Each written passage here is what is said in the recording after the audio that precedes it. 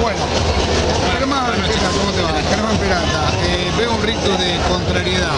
Sí. Vos te viste ganador, ¿verdad? Sí, creí que había ganado la pelea y pegamos más, conectamos más, llevamos la pelea y pensé que había ganado. Tuviste notables progresos técnicos, el desgaste abajo en el tercer y cuarto round, claro. Eso fue fundamental. Sí, trabajamos, primero en el comienzo del round trabajamos abajo y después mientras vamos subiendo los rounds vamos pegando más arriba y desgastando el contrincante con el golpe al cuerpo. El primer round yo te lo veo perder por poquito, te costó encontrar la distancia. Sí, casi toda la pelea, los primeros rounds son los que más o menos me sumo porque salgo medio frío y hasta que lo veo bien, los pasos que hace y que se mueve, entonces me cuesta arrancar, es como que me cuesta arrancar un poquito.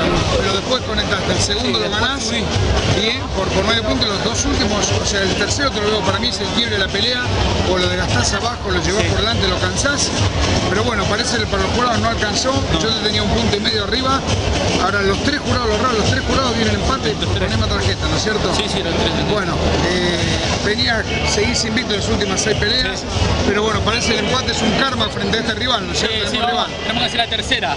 Ya le dije, vamos a hacer la tercera que no nos podemos estar empatando todas las veces que peleamos. Sí, no, pero de todas maneras te vi con progresos técnicos. Sí, estamos entrenando a full. Estamos con todo, con el preparador físico, los entrenadores, los ayudantes, gracias al Mata, al Sergio, que nos brindan este lugar tan lindo que es para entrenar. Millones de bolsas, millones de cosas para entrenar, entonces hay que seguir y esto te da más fuerza, ¿no? Para crecer, tener un lindo gimnasio.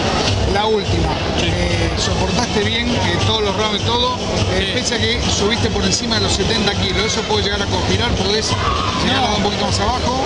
No, yo me pesé acá en el club, nos pesamos todos y nos controlamos y estábamos bien, 69, 850.